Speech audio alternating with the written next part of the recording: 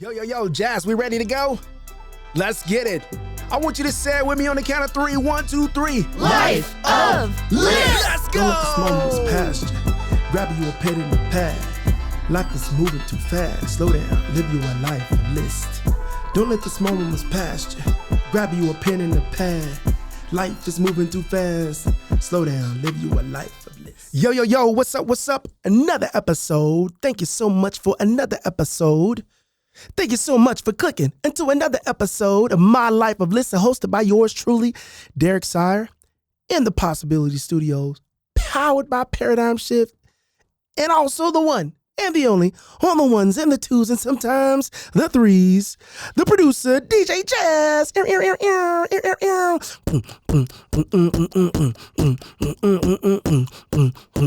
Listen, I've told Jazz that we're going to go on the road. I've had this dream about us doing My Life of Liz podcast, noticing the small things along the way, doing all these really cool things, and we're going to make it happen. But today, the name of our episode is called Laughing, and I can't jump in before going back and telling you a little bit about this story. Now listen, I'm naturally just a people watcher. Like when I go places, I watch the people. I really do. And if I'm somewhere and I show up early, then I usually try to sit outside or in my car or like go into the lobby or whatever it is. I just want to watch people. I want to watch the way they dress and the way they hold hands and the way they walk and the way they sip their coffee or scroll on their phones or type on their laptops. Like I get so much information, not only about humanity and not only about my community in Oklahoma, my city, but about the individual. Like you can learn a lot by just sitting and watching people. And oftentimes when I do, I laugh. I just laugh. Like sometimes when I watch my kids, they're just in the kitchen and they're dancing and they're eating. And sometimes I watch my wife when she's watching an episode and she's like hunched over and she's like grabbing a pillow and her hand is over her mouth and she's like totally dialed in. Like I just love watching people. But here we go. I got to jump into the episode because I got this really cool story. So I'm at this soccer tournament and everybody's trying to get out of the parking lot. And I just happened to look over. We're in Oklahoma City. I just happened to look over. And I see this guy running across the field to a car. And everybody's honking and everybody's like, get out of the way. And, they're giving the fist out of the window. And it just happens to be this local pastor. Well, I say local. He's a pretty big pastor. Actually, it's probably everybody in the world knows him if you're familiar with church. It's actually Craig Groeschel. And Craig Groeschel is running across this field. And he before he gets in his car, he looks at the traffic and he smiles and just kind of laughs before he gets in. And I'm thinking there's nothing funny about this traffic. Absolutely nothing that is entertaining about this traffic. But he laughs, kind of giggles, gets in his car, throws his hand out the window, he waves, somebody lets him in, and eventually we all get out. And in that single moment, he has changed the way I leave soccer games forever. Forever. That was years ago.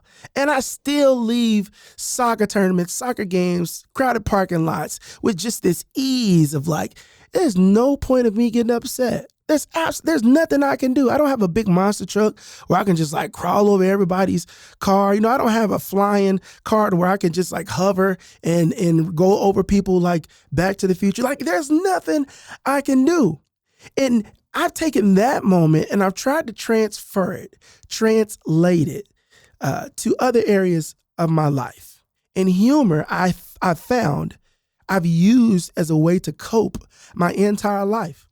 I was the guy that I was determined not to fight growing up. In fact, in my whole entire life, I've had one fight. And that was with my best friend in 5th grade. He called me a hamburger with cheese. I know it's funny now, but I was furious at the time. He was like, man, you ain't nothing but a big fat hamburger with cheese. I was like, ooh, a fat hamburger with cheese. Hit him 3 times in the face. He fell to the ground. He was like, man, I'm gonna kill my sister. I ran all the way home. Listen, his sister was fierce. And don't laugh at me on the podcast right now. His sister was fierce and she was older than we was. But that's the only fight I had in my life because I was determined to use humor as a way to get out of those things. When things happened at home that were tense, I used humor. in school when I got a bad grade. Instead of like freaking out, it was like, man, it's one of those things. I gotta laugh to keep from crying. I know y'all have heard that before. Humor is one of the things that I've used to kind of cope along the way. I was watching this stand-up special last night, and one of the stand-up comedian, this lady, she said when she's in therapy, she's a stand-up comedian. She uses humor to kind of cope with her pain, and she says she's left so many therapists because she can make them laugh. She's like, I know I'm funny, but you're not supposed to be laughing at my pain, and she'll find another therapist. But I think so many people find different ways to kind of cope with life, and for me, it's humor. For you, it may not be that. But everyone has to have something that they can tap into when times get rough.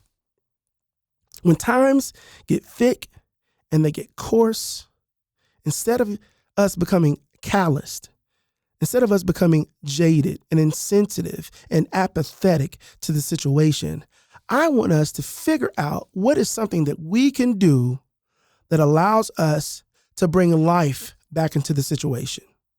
I know it's easy to check out and to tune out, but I want us to stay tapped in.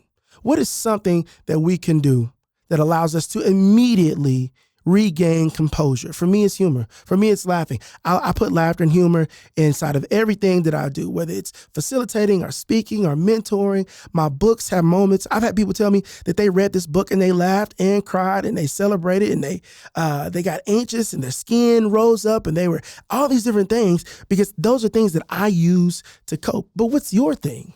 Have you thought about that? Have you sat back in your seat?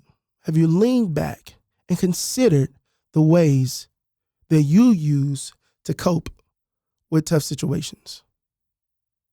Whether it's deep breathing, whether it's calling a friend, even if you have to get on social media and scroll for a little bit, whether it's taking a walk outside, getting a cup of coffee or tea, whether it's taking your shoes off, whether it's taking a shower or a bath, reading a book, burning some incense and some candles, whether it's sitting in the room with dim lighting, whether it's music. What can we use that immediately brings life, that breathes life back into our situation? That's my challenge to you all. What is something that you can do that allows you to tap back in instead of zoning out? For me, it's humor. All day, all the time. You can talk to my kids, my friends, my family, my wife. You can talk to anybody. Derek is going to use humor to make sure the situation stays light and pliable. And it's not that I'm evasive or I'm evading the seriousness of the moment. That's not at all. But I think for me, if I can find a way to hold on to that string of laughter and humor without being insensitive to the moment, then it allows me to ground myself and tap back into the moment. What is that thing for you? I want you all over the next week, over the next 7 days, not business week, over the next 7 days, I want you all to tap into your core, tap into your creativity. I want you to tap into your coping and figure out what it is that you do. Something that's healthy, something that's productive, something that's long-term and sustainable, something that you can do, trust your mind and your body and your spirit with, that allows you to keep your feet on the ground, to stay grounded, to bring and breathe life back into a dimly lit situation, and allows you to continue to move forward. It doesn't have to be the same as mine, but for me, it's laughing. What's yours? Thanks again for listening to another episode of My Life of List, hosted by yours truly, Derek Sire, powered by Paradigm Shift, recorded in the Possibility Studios. Signing off until next time. Don't let that small moments pass you. Grab you a pen and a pad. Life is moving too fast. Slow down, live you a life of list.